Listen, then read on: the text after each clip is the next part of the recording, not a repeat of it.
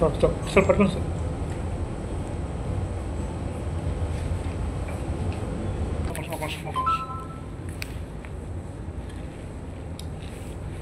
నమస్కారం.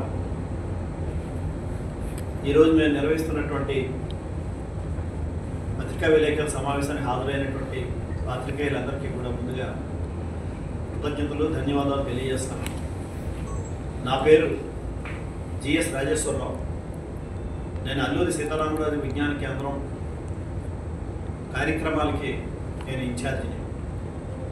ఇంకా ఈ ప్రెస్ మీట్లో నా ఎడం పక్కన డాక్టర్ వైఎం నరసింహరావు గారు, ఆయన Andhra medical college gynaecology department హెడ్గా ఆయన బాధ్యతలు నిర్వహించారు. అలాగే నా కుడి పక్కన ఉన్నది డాక్టర్ పి రామారావు గారు. ఆయన డిస్ట్రిక్ట్ మెడికల్ అండ్ హెల్త్ ఆఫీసర్గా ఆయన సర్వీసెస్ నిర్వహించారు.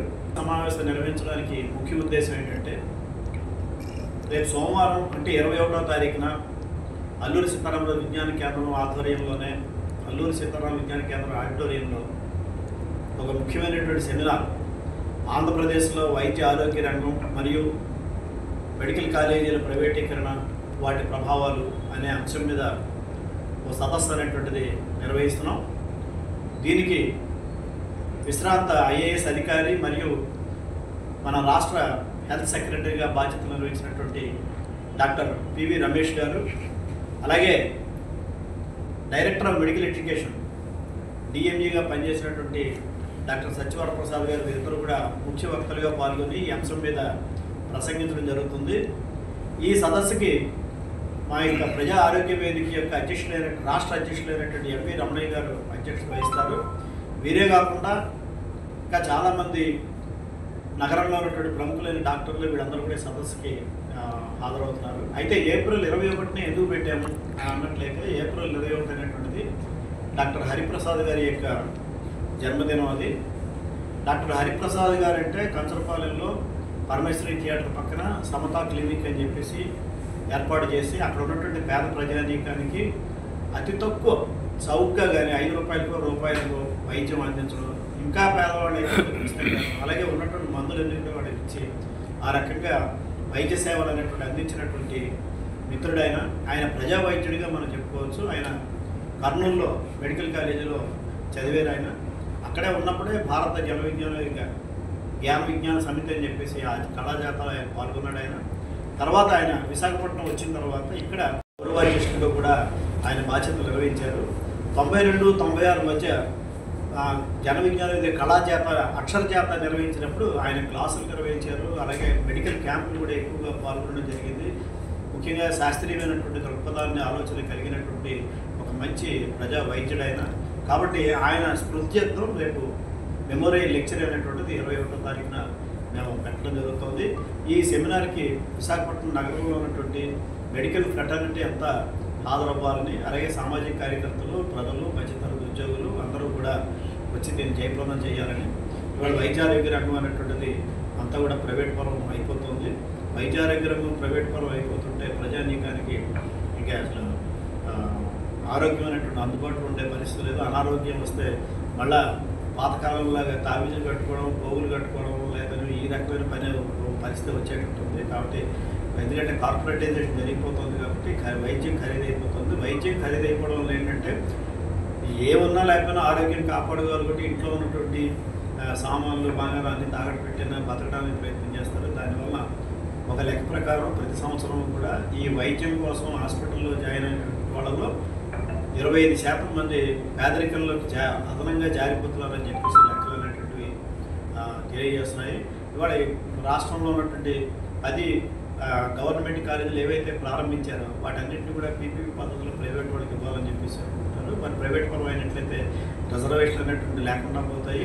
గవర్నమెంట్ కాలేజీలు అయితే పేదవాళ్ళు పేద పిల్లలు కూడా జాయిన్ అవ్వడానికి అవకాశం ఉంటుంది. అదే కార్పొరేట్ అయినట్లయితే కోట్ల రూపాయలు వైద్యం కోసం అదే విద్య కోసం ఖర్చు పెట్టాల్సి ఉంటుంది.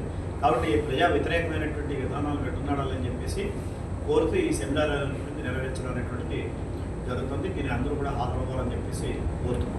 27వ తారీఖున సాయంత్రం 5 గంటలకి ప్రారంభమవుతుంది. వెన్యూ ఇక్కడే అల్లూరు విజ్ఞాన కేంద్రం.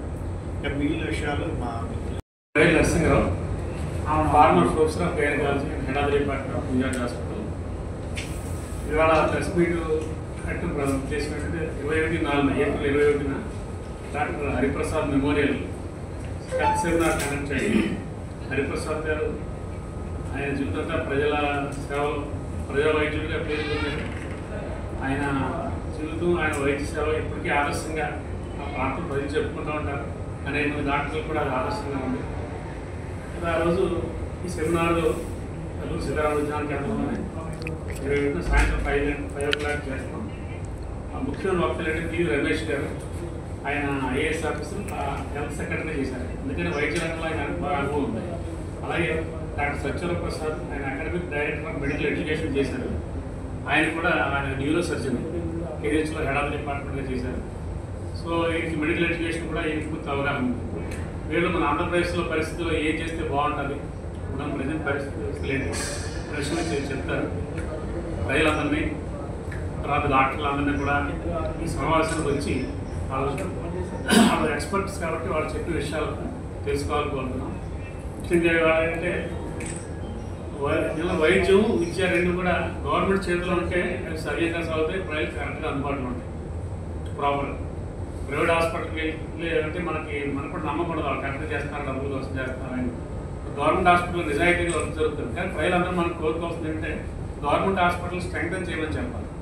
అలాగే వైద్య విద్య కూడా గవర్నమెంట్ అందరూ మెరిట్ ప్రకారం వస్తే పేద విద్యార్థులు అందరూ ఫైట్ చేసి ఆ సీట్లు తెచ్చుకుంటారు.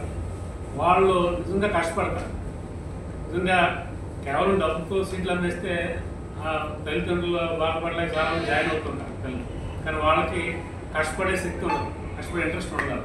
వైద్య విద్య చాలా కష్టమైంది. 24 గంటలు డెడికేట్ అయితే కానీ మంచి డాక్టర్ కాలేదు.